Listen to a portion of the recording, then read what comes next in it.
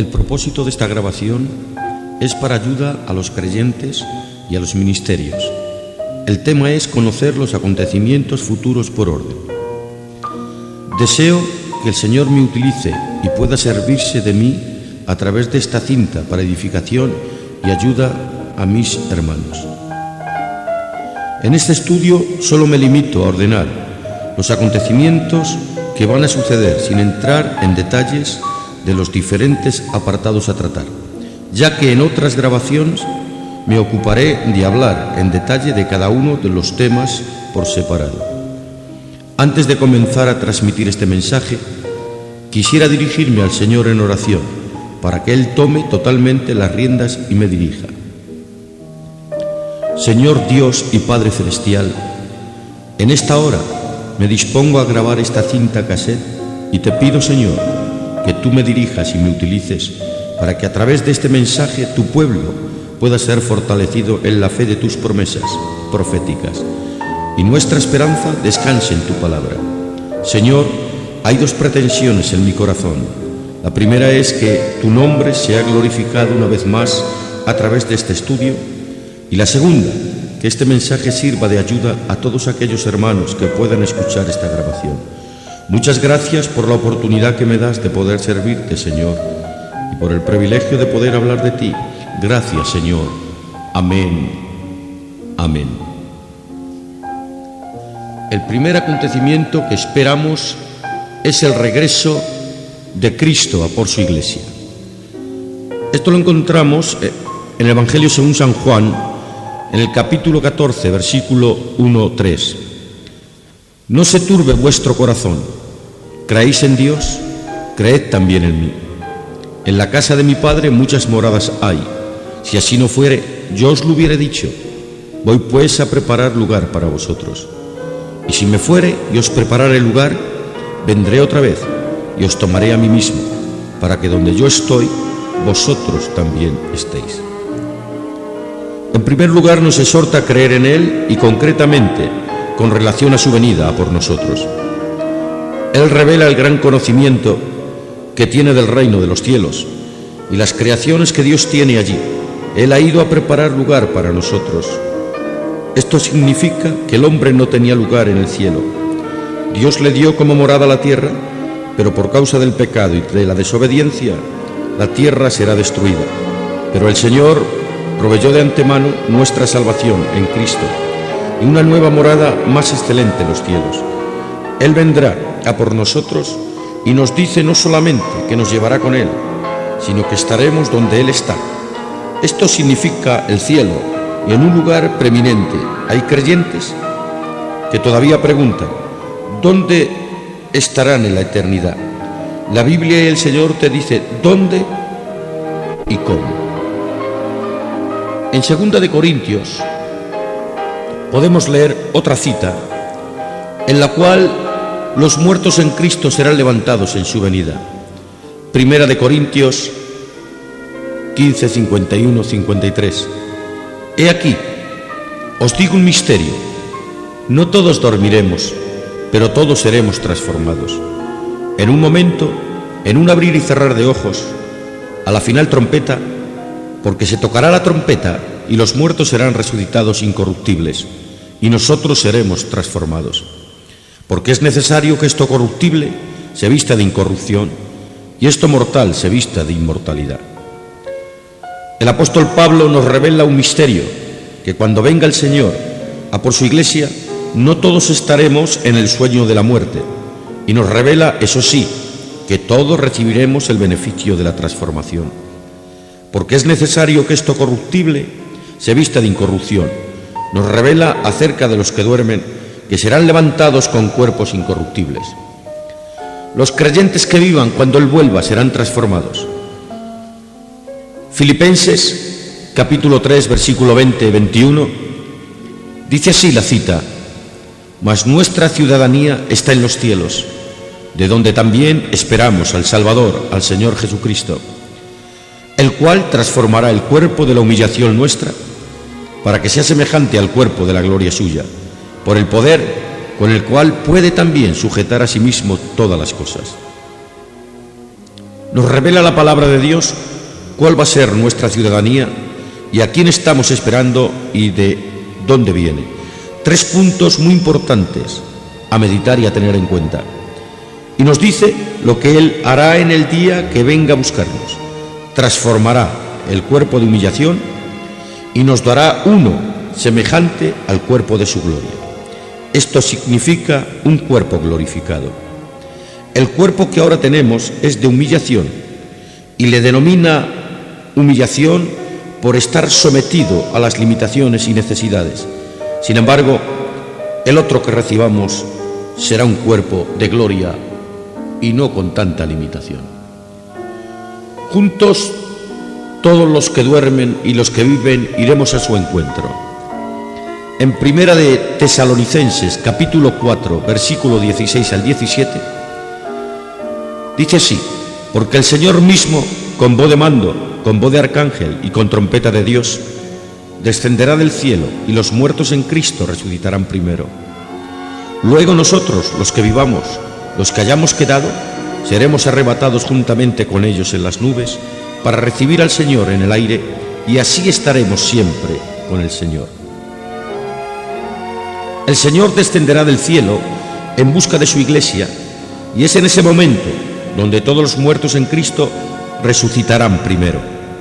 Luego nosotros, los que en ese momento estén vivos, serán arrebatados juntamente con los que han resucitado. Esto de primero y luego nosotros no significa un tiempo que distancia a unos de otros, sino es en un mismo instante, todos a la vez. Abrir de ojos significa los muertos en Cristo resucitan, y cerrar de ojos significa los vivos transformados, incorrupción e inmortalidad. Recibiremos al Señor en el aire. Él desciende y nosotros ascendemos, y así estaremos siempre con el Señor. Esto no significa que tengamos que estar en las nubes, como algunos tratan de decir, que nuestro futuro es estar permanentemente en las nubes, ni en el aire, sino que estaremos siempre con Él. El rapto de la Iglesia, visto en la palabra de Dios. Hay creyentes que preguntan y dicen: ¿dónde encontramos nosotros que ponga en la palabra de Dios que el Señor vendrá a llevarnos, o el rapto de la Iglesia? Lo encontramos en el Evangelio según San Lucas, en el capítulo 17, versículo 20 al 37. Y en este texto podemos ver en el Evangelio de San Lucas un caso que hay que tener en cuenta, muy notorio. En los demás evangelios nos habla de 2 venidas, pero en el mismo panorama. De ahí viene la confusión si la Iglesia pasa o no pasa la gran tribulación. Y para colmo, viene primeramente la venida que localizamos aquí en el Evangelio según San Lucas, en el capítulo 17, versículo 20, la venida del reino, viene posterior en los demás evangelios, y después nos viene la venida del Hijo del Hombre en el capítulo 21. Y aquí en el Evangelio de San Lucas vemos estas 2 venidas por separados. Vemos la venida del reino, la cual la encontramos en este texto, Lucas 17, 20, el 37, y dice así: preguntado por los fariseos cuándo había de venir el reino de Dios, les respondió y dijo: el reino de Dios no vendrá con advertencia, ni dirán helo aquí o helo allí, porque aquí el reino de Dios está entre vosotros. Y dijo a sus discípulos: tiempo vendrá cuando desearéis ver uno de los días del Hijo del Hombre y no lo veréis, y os dirán helo aquí o helo allí, no vayáis ni lo sigáis, porque como el relámpago que al fulgurar resplandece desde un extremo del cielo hasta el otro, así también será el Hijo del Hombre en su día. Pero primero es necesario que padezca mucho y sea desechado por esta generación. Como fue en los días de Noé, así también será en los días del Hijo del Hombre. Comían, bebían, se casaban y se daban en casamiento, hasta el día en que entró Noé en el arca, y vino el diluvio y los destruyó a todos. Asimismo, como sucedió en los días de Lot, comían, bebían, compraban, vendían, plantaban, edificaban. Mas el día en que Lot salió de Sodoma, llovió del cielo fuego y azufre y los destruyó a todos. Así será el día en que el Hijo del Hombre se manifieste. En aquel día el que esté en la azotea y sus bienes en casa no descienda a tomarlos, y el que en el campo asimismo no vuelva atrás. Acordaos de la mujer de Lot. Todo el que procure salvar su vida la perderá, y todo el que la pierda la salvará. Os digo que en aquella noche estarán dos en una cama, el uno será tomado y el otro será dejado. Dos mujeres estarán moliendo juntas, la una será tomada y la otra dejada. Dos estarán en el campo, el uno será tomado y el otro dejado. Y respondiendo, le dijeron: ¿Dónde, Señor? Él les dijo: donde estuviere el cuerpo, allí se juntarán también las águilas. Amén. En esta venida del reino podemos ver bien claro cómo el Señor vendrá a por los suyos. Y cuando dice uno será tomado y el otro será dejado, no está hablando de un creyente y uno que no es creyente, sino que está hablando en todo el conjunto o en todo el número de los creyentes. Y esto supone que no todos los que son creyentes se marcharán con el Señor, sino solamente aquellos que estén preparados. Y por esto es una nota de aviso, que no es tiempo de prepararnos, es tiempo de estar preparados, porque aquí nos dice, en esta venida, en el texto, nos dicen que estarán despreocupados, estarán en la cama, estarán moliendo y estarán en el campo. De tal manera que pone tres aspectos del día, como la cama o el dormir significa la noche, como la madrugada es cuando normalmente molían el trigo, y como la tarde se asemeja cuando está en el campo, a las 7 de la tarde, que terminaban todas sus labores. Y ahí está hablando de que cuando Él venga, pues va a ocurrir sobre todo el globo terráqueo. Por eso, al no entenderle, sus discípulos le preguntaron: ¿dónde, Señor? Querían saber el lugar concreto donde iba a ocurrir esta venida o este rapto. Y el Señor les dijo, haciendo una comparación: donde esté el cuerpo, allí se juntarán las águilas.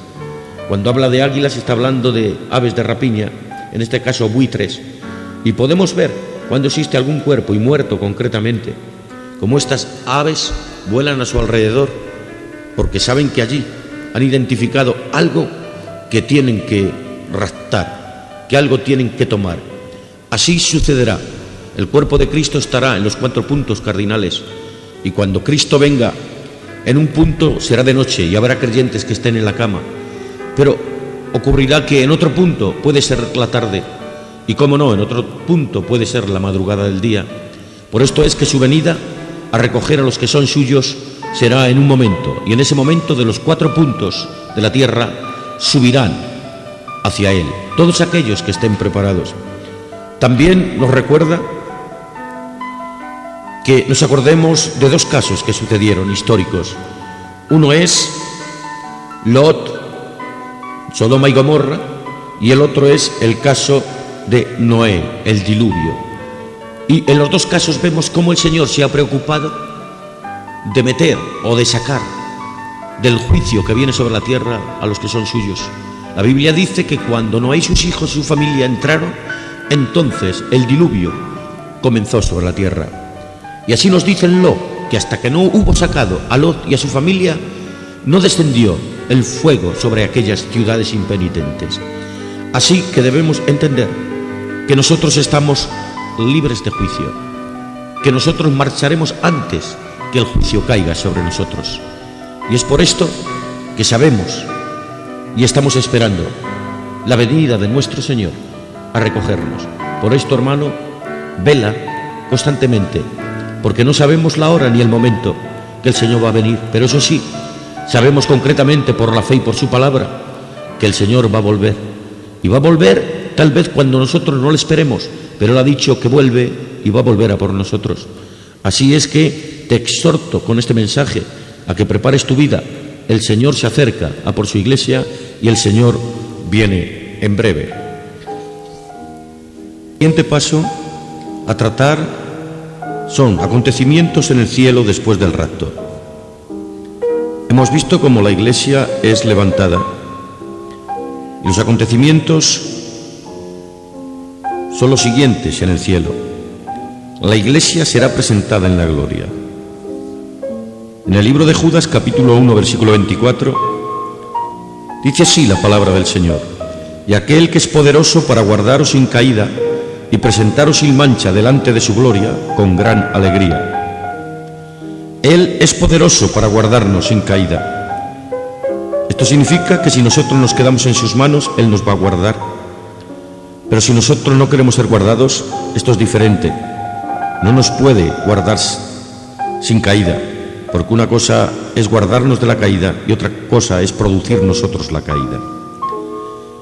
Él, después de tomarnos de la tierra, nos presentará delante de su gloria con gran alegría, porque ahí se cumple o se realiza la obra que Él realizó, salvarnos y llevarnos al lugar de su gloria. Va a ser una gran alegría el podernos presentar en aquel lugar que ya nos conocen, de alguna manera, porque Cristo ha hablado de su esposa en la tierra. Pero en aquella ocasión Él tendrá el poder de podernos presentar delante de su propia gloria.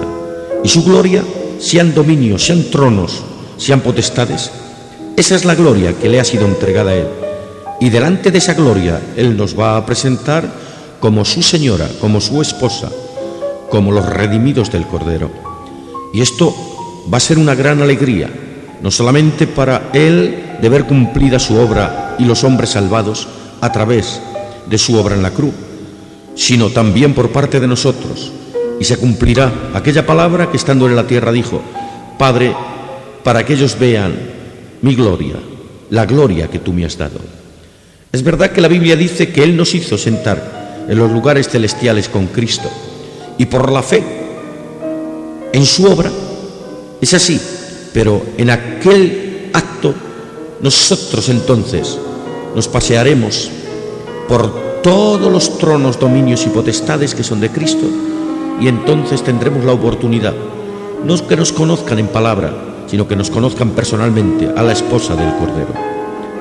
En el libro de Efesios, en el capítulo 5, 27, dice: a fin de presentársela a sí mismo una iglesia gloriosa, que no tuviese mancha, ni arruga, ni cosa semejante, sino que fuese santa y sin mancha.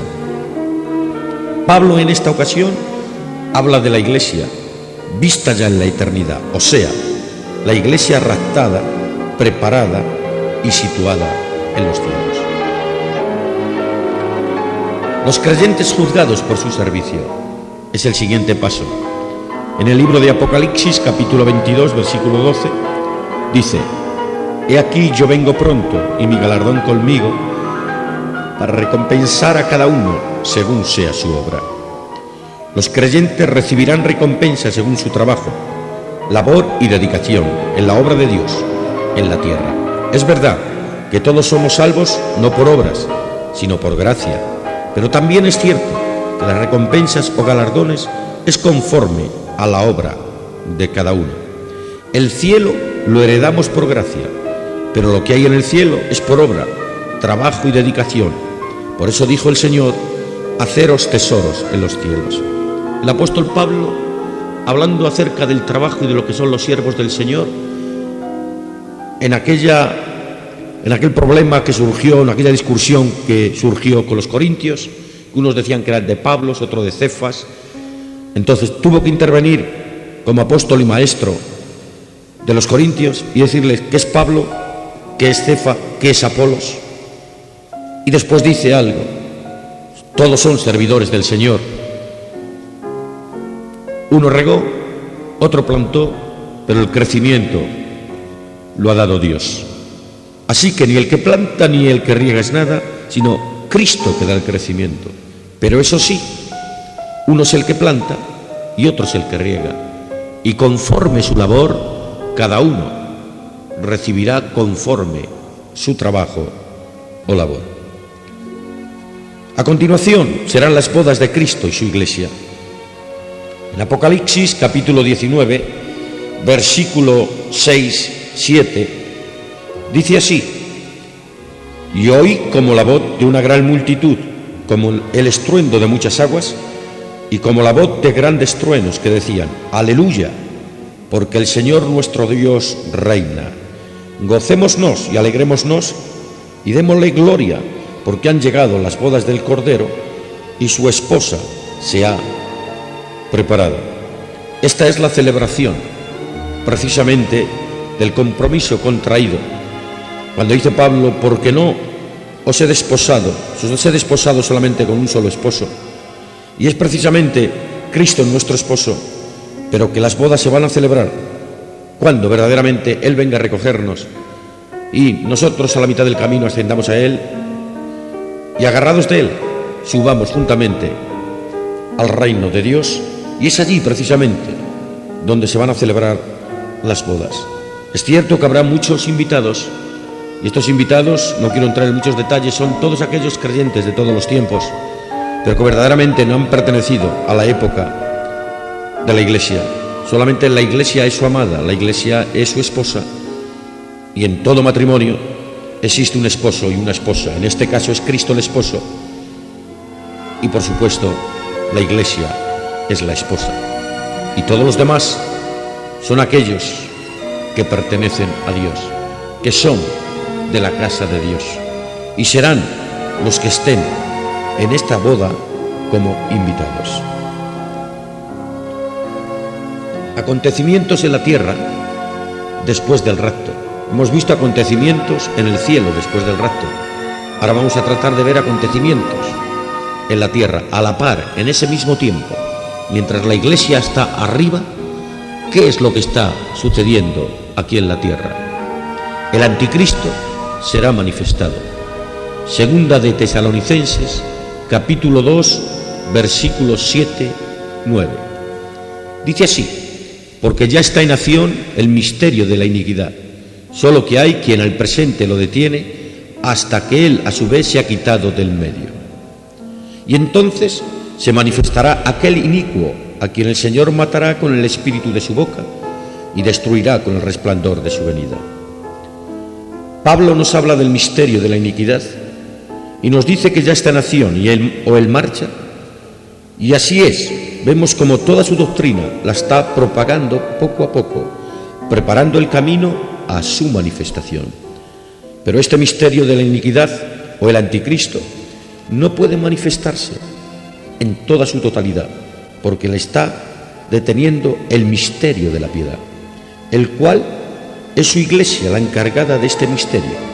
Por eso dice la Biblia que la Iglesia es la columna y baluarte de la verdad. Y hasta que Él a su vez se ha quitado del medio. Este Él, ¿quién es? Este Él es el cuerpo de Cristo, es su Iglesia. Por eso cuando la Iglesia es raptada, en ese mismo tiempo en la tierra tendrá lugar la manifestación del anticristo. Pero mientras la Iglesia esté sobre la tierra, el anticristo no podrá manifestarse. La Iglesia es la luz del mundo, y mientras esta tierra tiene luz, no habrá tiniebla, y es la sal de la tierra. Mientras estemos aquí, la tierra no será corrompida por completo, porque la sal la persevera, y esto significa que el anticristo no se podrá manifestar hasta que la Iglesia sea quitada. Israel traicionada y perseguida. Daniel 9:27. Y por otra semana confirmará el pacto con muchos. A la mitad de la semana hará cesar el sacrificio y la ofrenda. Después, con la muchedumbre de las abominaciones, vendrá el desolador, hasta que venga la consumación y lo que está determinado se derrame sobre el desolador.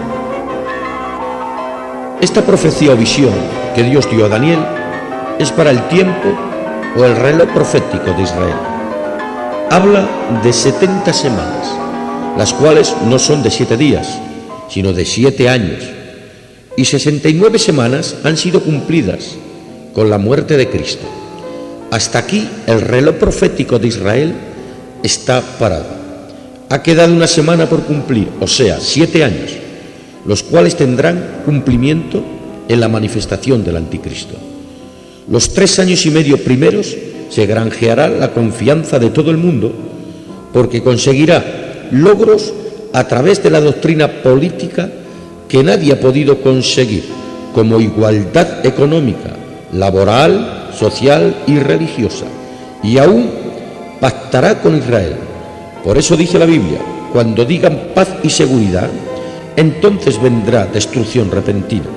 Pero a la mitad de la semana, o sea, a los 3 años y medio últimos, entonces se rebelará y se opondrá a todo lo que se llama Dios, y hará cesar el sacrificio, y comenzará la persecución en contra de Israel, y de todos aquellos que profesan o creen en Cristo.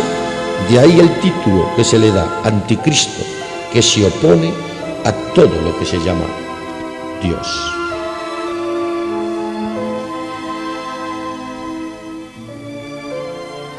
Podemos ver el retorno de Cristo para reinar en gloria. Él volverá con su cuerpo físico glorificado y será visible a todos. Esta cita bíblica la encontramos en el libro de Hechos, capítulo 1, versículo 11. Los cuales también les dijeron: varones galileos, ¿por qué estáis mirando al cielo? Este mismo Jesús que ha sido tomado de vosotros al cielo, así vendrá como le habéis visto ir al cielo.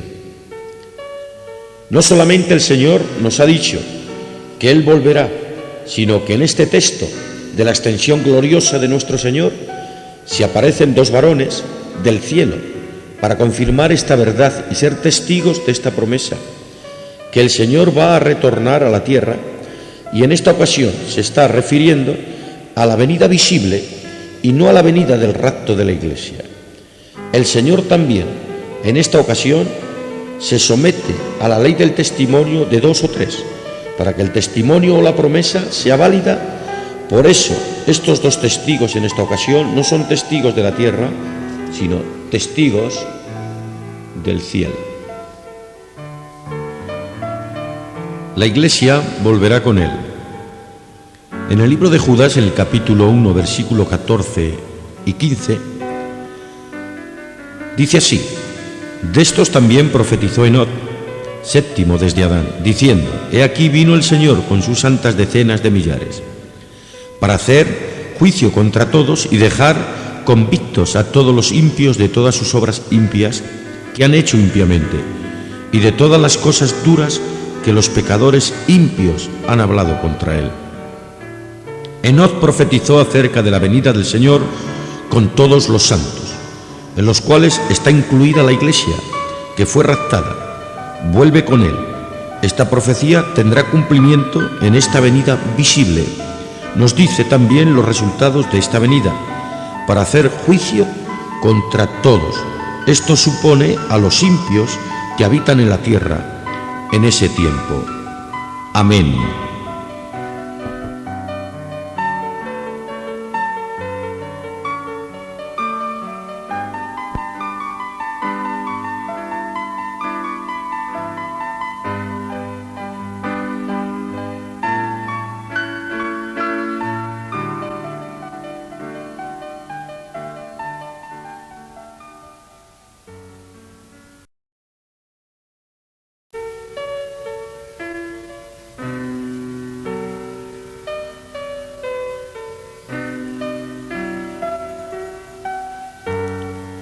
Su venida será con poder y gloria.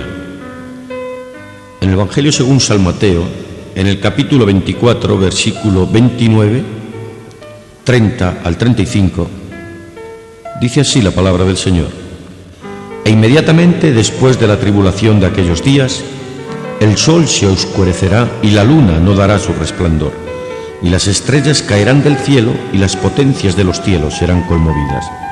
Entonces aparecerá la señal del Hijo del Hombre en el cielo, y entonces lamentarán todas las tribus de la tierra, y verán al Hijo del Hombre viniendo sobre las nubes del cielo, con poder y gran gloria. Y enviará a sus ángeles con gran voz de trompeta, y juntarán a sus escogidos de los 4 vientos desde un extremo del cielo hasta el otro. De la higuera aprended la parábola. Cuando ya su rama está tierna y brotan las hojas, sabéis que el verano está cerca. Así también vosotros, cuando veáis todas estas cosas, conoced que está cerca a las puertas. De cierto os digo que no pasará esta generación hasta que todo esto acontezca. El cielo y la tierra pasarán, pero mis palabras no pasarán. Esta venida se manifestará después de la gran tribulación, o sea, 7 años después que la Iglesia ha sido raptada, y este mensaje se relaciona con el pueblo judío, los cuales están pasando la gran tribulación cuando pasarán todos estos cataclismos astrológicos y esta lluvia de estrellas sobre la tierra, o sea, lo que Apocalipsis nos revela sobre estos juicios que se derramarán sobre la tierra. Es en este tiempo donde aparecerá en el cielo la señal del Hijo del Hombre, y es cuando todo ojo lo verá y lamentarán todos los hombres de la tierra. Esta venida es visible, mientras que la venida del rapto es invisible. En esta venida Él desciende a la tierra, mientras que en la otra venida son los creyentes que ascienden. En esta los hombres están lamentándose y con temor, porque ven el gran poder y la gloria del Señor, mientras que en la venida del rapto están tranquilos, comiendo, bebiendo. Así es que queda bien claro que esta venida no tiene ninguna relación con la venida del reino o rapto de la Iglesia. Aquí vemos que intervienen sus ángeles para reunir a todos sus escogidos. Esto no tiene que ver nada con la Iglesia, ya que la Iglesia ya está hace 7 años con Cristo, con cuerpos glorificados, como ya se ha explicado o mencionado en los primeros acontecimientos, sino que está relacionada con los judíos, llamados escogidos, y con todos aquellos que en este tiempo sigan al Señor. De la higuera aprender la parábola. Este texto ha servido para muchas especulaciones y para decir y enseñar y afirmar cosas y tiempos que la Biblia, y en este caso este texto, no dice. Comparan a esta higuera como Israel y a través de sus persecuciones y sufrimientos confirman la venida del Señor y dicen que la venida del Señor es para el año 2000. Y si así fuera, quedarían muchas cosas fuera de su sitio o de contexto, como los primeros eventos o acontecimientos que ya se han mencionado. Pero la Biblia nos enseña que la venida del Señor vendrá sin advertencia como ladrón en la noche, lo que concierne al rapto de la Iglesia. Este texto se refiere a una parábola. En otros evangelios no solamente menciona la higuera, sino también todos los árboles del campo. Es verdad que en algunas comparaciones en la Biblia asemeja a Israel a la higuera, pero no así en este caso. Lo que sucede que el Señor apela al conocimiento que Israel tiene con respecto a la cosecha de higos que todos los judíos tienen o son propietarios, y conocen por el desarrollo del crecimiento de la higuera que el verano está cerca. Así podrían entender que su redención está cerca cuando vean estos cataclismos astrológicos. Esta generación. También con este texto se ha especulado y se ha dado interpretaciones incorrectas. El Señor estaba profetizando que esto tendría que suceder, pero al decir esta generación, fue dicho en tiempo presente. Por supuesto que se entiende que no hablaba de la generación presente de su tiempo, pero hay personas que enseñan que es esta generación que estamos viviendo y que esta generación no va a pasar sin ver esta venida. Lo mismo que la otra interpretación de la higuera, sucede que si esto fuera así, quedaría sin cumplimiento todo lo que anterior se ha citado y que la Biblia nos lo enseña. Entonces, ¿a qué generación se refería el Señor? Se refería a la generación aquella que viviera en ese tiempo, que viva la gran tribulación y que vea todos los cataclismos astrológicos de ese tiempo que esta profecía menciona. El Señor nos garantiza que todo lo que está en su palabra tendrá cumplimiento. Aquí termina el mensaje para todos los que vivan en ese tiempo y concretamente a su pueblo Israel. Su venida con sus ejércitos como Rey de Reyes. En el libro de Apocalipsis, capítulo 19, versículo 11, versículo 16.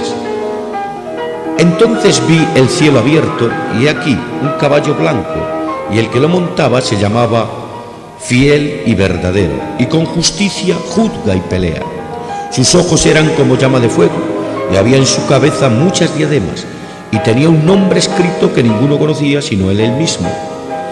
Estaba vestido de una ropa teñida en sangre, y su nombre es el Verbo de Dios. Y los ejércitos celestiales, vestidos de lino finísimo, blanco y limpio, le seguían en caballos blancos. De su boca sale una espada aguda, para herir con ella a las naciones, y él las regirá con vara de hierro, y él pisa el lagar del vino del furor y de la ira del Dios Todopoderoso. Y en su vestidura y en su muslo tiene escrito este nombre: Rey de Reyes y Señor de Señores. Juan fue testigo de la venida del Señor con sus ejércitos, y ahí se cumple la promesa que el Señor le dio cuando el Señor se apareció una vez resucitado a Pedro.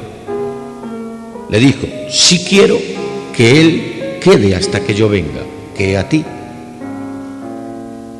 Y vio su venida verdaderamente, montado en un caballo blanco. Significa cabalgadura de rey, triunfante.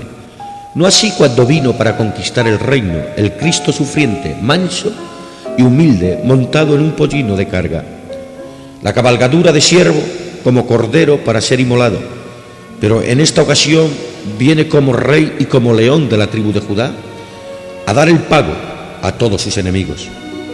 En su cabeza había muchas diademas. Significa todos los triunfos ganados a través de su obra redentora. Las ropas teñidas en sangre es el precio que pagó por toda la humanidad. Los ejércitos celestiales, ahí está incluida la Iglesia, siguiendo tras él, descendiendo a esta tierra para tomar dominio de ella. Es en esta venida cuando toma posesión de la tierra y comienza su reinado como rey, y para toda la eternidad. Ahí se cumple la profecía que el ángel trajo a María, y su reino no tendrá fin. Amén. Proseguimos con los acontecimientos que seguirán en la tierra después del retorno de Cristo con los creyentes. Israel salvado y restaurado.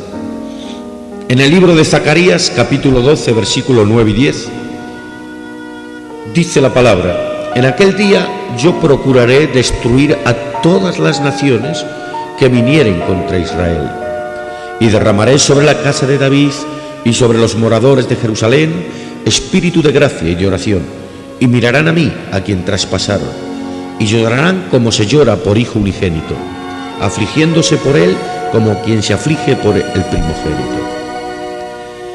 Este día profetizado se cumplirá en el término de la gran tribulación, cuando Israel esté sitiada por todo el ejército mundial y estén refugiados en el monte o el valle de Azal.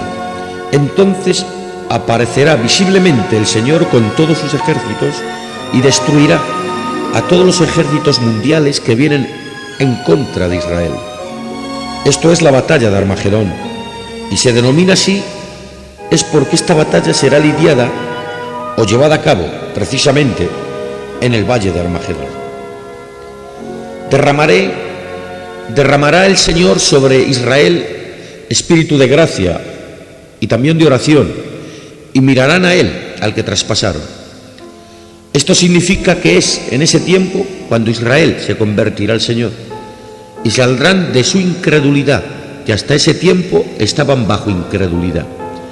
Es ahí donde se cumple la profecía que el Señor dijo: he aquí, vuestra casa quedará desierta, y no me veréis más hasta que digáis: bendito el que viene en el nombre del Señor. Es en este tiempo de la gran tribulación que Israel se convertirá al Señor. También estaba profetizado que muchos serían llamados y pocos los elegidos. Esto no significa en ninguna manera que Dios llama y después elige. Estaba hablando de dos pueblos, los gentiles llamados a su gracia, y dijo que serían muchos, y Israel, pueblo elegido por Dios, que serían pocos. Todo esto por causa de la incredulidad de ellos. También dijo: primeros serán postreros y los postreros primeros. Y estos primeros son los israelitas, pero que pasarían a ser postreros. Y es por eso que es en el último tiempo que ellos se convierten. Pablo también habla del olivo y las ramas, y dice que las ramas naturales fueron desgajadas y las que no eran naturales fueron injertadas, en contra de naturaleza. Pero él dijo que si fue capaz de injertar lo que no era natural, cuánto más las ramas que son naturales, esto es Israel, su pueblo, que en ese tiempo volverán a él por el reconocimiento y convertimiento de la persona de Cristo. La Biblia dice: a los suyos vino y los suyos no le recibieron, mas a todo aquel que lo recibe le ha dado poder de ser hecho hijo de Dios. También en ese tiempo el Señor derramará Espíritu Santo sobre Israel. Ahí se cumple lo que dijo nuestro hermano Pedro en el libro de los Hechos, cuando la gente se quedó atónita por el suceso de oír hablar lenguas en el derramamiento del día de Pentecostés, el Espíritu Santo sobre ellos. Y pensaban que estaban bebidos, pero Pedro trae a memoria la profecía del profeta Joel, y es en ese tiempo donde se cumple en Israel: en los postreros días, dice el Señor, derramaré de mi espíritu sobre toda carne, y vuestros hijos e hijas profetizarán, y vuestros ancianos, subrayo lo de ancianos, tendrán sueños, y vuestros jóvenes visiones. De cierto, sobre mis siervos y sobre mis siervas, en aquellos días, también subrayo en aquellos días, estaba hablando para un tiempo que esto iba a ocurrir concretamente sobre su pueblo Israel. Derramaré de mi espíritu y profetizarán, y daré prodigios arriba en los cielos y señales abajo en la tierra, sangre y fuego y vapor de humo. El sol se convertirá en tinieblas y la luna en sangre. Estas señales son las que ya mencionadas en los acontecimientos de la gran tribulación, o sea que este derramamiento tendrá lugar en el tiempo de la gran tribulación, cuando Israel se convierte al Señor, y es ahí donde Israel recibe la promesa de este bautismo de parte del Señor con el Espíritu Santo. Así es que esta promesa tendrá cumplimiento, ya que en el día de Pentecostés no hubo ningún cataclismo de ninguna especie, ni el sol se oscureció, ni la luna retrajo su resplandor, ni ningún otro acontecimiento de esta índole. Y podemos ver que estos sucesos encajan perfectamente en la historia profética, en lo que va a suceder precisamente en el cuadro, en el tiempo de la gran tribulación. Y esto tendrá precisamente cumplimiento sobre su pueblo Israel. Será en ese tiempo y sobre Israel y sobre todo aquel que el Señor llamare en aquel tiempo. Pedro dijo: para vosotros y para vuestros hijos de la promesa, y para los que el Señor llamare en aquel tiempo. Prosigue el siguiente paso: el anticristo será destruido. En Apocalipsis capítulo 19, versículo 20, dice: y la bestia fue apresada, y con ella el falso profeta, que había hecho delante de ella las señales con las cuales había engañado a los que recibieron la marca de la bestia y habían adorado a su imagen. Estos dos fueron lanzados vivos dentro de un lago de fuego que arde con azufre. Después de derrotar a los ejércitos de las naciones, la profecía nos revela que la bestia es apresada. La bestia es la persona que está poseída del mismo diablo o Satanás, el instrumento de injusticia y maldad usado por el mismísimo diablo. También es apresado el falso profeta. Este es el personaje utilizado por el diablo para servir a la bestia y prepararle el camino a su ministerio político. Este podría ser un poder religioso, el cual en este breve espacio no tenemos tiempo para poder disertar. En otro estudio trataré de hablar de este personaje. Ellos son lanzados al lago de fuego y azufre, vivos. O sea, que estos dos personajes son los primeros en estrenar el lago de fuego. En segunda de Tesalonicenses capítulo 2 versículo 8 dice así: y entonces se manifestará aquel inicuo a quien el Señor matará con el espíritu de su boca y destruirá con el resplandor de su venida. es el Señor el cual va a destruir el poder del anticristo. Y este hecho se cumplirá cuando Él venga con poder sobre esta tierra, y sucederá en el cumplimiento del término de la gran tribulación, o sea, terminado el tiempo de los 7 años. Satanás será lanzado al abismo. En el libro de Apocalipsis, capítulo 20, versículo 1 y 3, dice así: vi un ángel que descendía del cielo, con la llave del abismo y una gran cadena en la mano, y aprendió al dragón, la serpiente antigua, que es el diablo y Satanás, y lo ató por 1000 años, y lo arrojó al abismo, y lo encerró, y puso sus sellos sobre él, para que no engañase más a las naciones, hasta que fuesen cumplidos 1000 años, y después de esto debe ser desatado por un poco de tiempo. Nuestro hermano Juan en esta ocasión nos revela este acontecimiento y dice bien claro que él vio a un ángel que descendía del cielo y que aportaba en su mano una llave, y dice que esa llave pertenecía a la llave del abismo, y una gran cadena en la mano, y nos dice que ató con esa gran cadena al diablo o Satanás, que tenía posesionado a la bestia, y fue arrojado al abismo, ese lugar en el cual se encuentran todos los ángeles caídos que se rebelaron en su día y que están en prisiones de oscuridad y no pueden manifestarse. Es allí donde este ángel ató y puso a Satanás, y no puede manifestarse hasta que sea desatado de nuevo, después de cumplidos los 1000 años que tendrá lugar en esta tierra, tema que más adelante se hablará.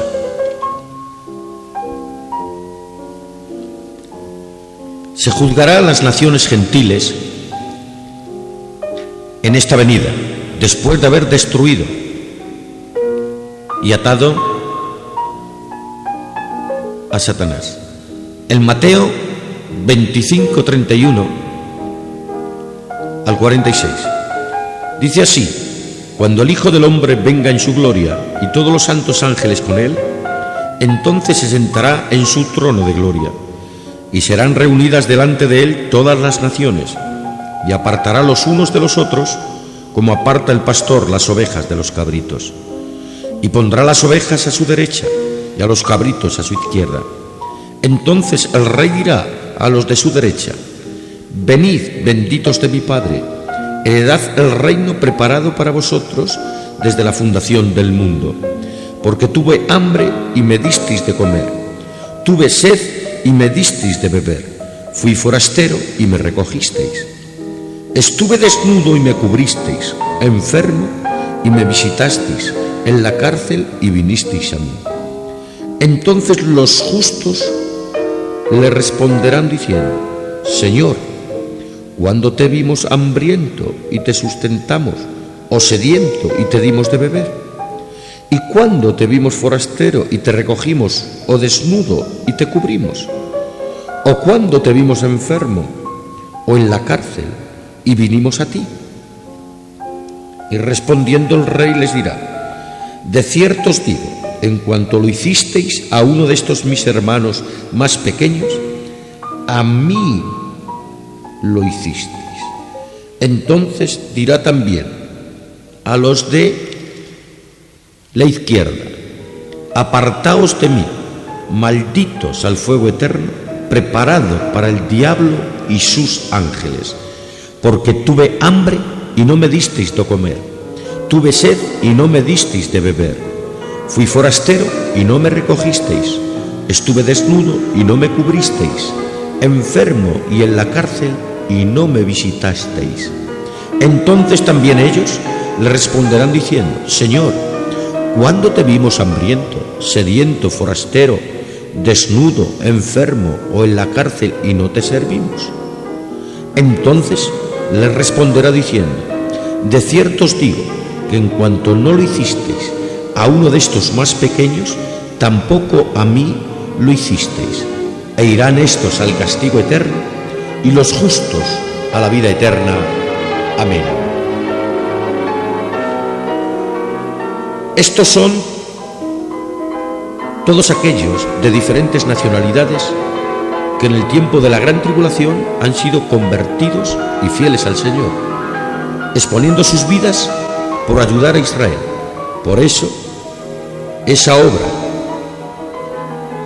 el Señor la ensalza, y no es por la obra, sino que la obra habla de la fe de aquellos creyentes en ese tiempo, exponiendo sus vidas por causa de ayudar a Israel. Esto que el Señor dice: por cuanto lo habéis hecho a uno de estos mis pequeños, a mí me lo habéis hecho, ya que en ese tiempo no es fácil ayudar a Israel, perseguida a causa de haberse convertido al Señor. Estos son los que entrarán a vivir en el reinado milenial, personas fieles. Así que este juicio es para los que son fieles, será para heredar la tierra. El reino de Cristo establecido en la tierra. Cuando Él venga, después de estos acontecimientos que acabamos de enumerar, nos encontramos que Él va a establecer el reino de Él sobre la tierra. En el libro de Daniel, capítulo 2, versículo 44, encontramos esta profecía, y dice así: en los días de estos reyes, el Dios del cielo levantará un reino que no será jamás destruido, ni será el pueblo dejado a otro pueblo.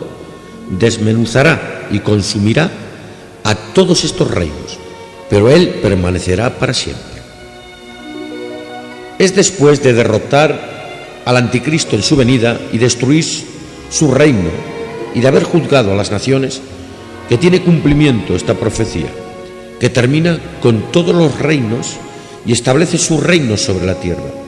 Y es aquí donde comienza el Señor a reinar y seguirá siendo rey en la eternidad, y es cuando los israelitas verán cumplido su deseo del conocimiento profético que tienen, que Dios, el Señor, reinará en la tierra. En la oración del Padre Nuestro se menciona: venga tu reino a nosotros. El ladrón en la cruz también mencionó: acuérdate de mí cuando vengas en tu reino. Aunque era un ladrón condenado por sus delitos, pero tenía conocimiento, por ser hebreo, de que había un día concreto, de que la tierra tendría un rey, y que ese rey no sería el rey David, porque el rey David fue grande, pero su reino se terminó, mientras el reino que está concedido es el reino de su padre David, que le sería concedido a él, pero este reino jamás tendrá fin. En Zacarías, en el capítulo 14, versículo 9, dice: y Jehová será rey sobre toda la tierra.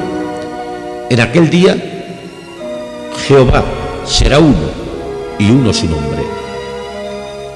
Zacarías profetiza que un día Jehová será rey sobre toda la tierra, y es precisamente en este tiempo que estamos detallando que esta profecía tendrá cumplimiento, y lo creemos porque el cielo y la tierra pasarán, pero sus palabras no pasarán. Amén, aleluya, amén. Quisiera deciros, hermanos, por no tener espacio no se puede terminar todo el tema. Quedo pendiente de hacer otra grabación para poder desarrollar los acontecimientos que siguen: el milenio, el reino personal de Cristo en la tierra, rebelión y juicio final, los cielos nuevos y la tierra nueva. Independientemente, después de terminar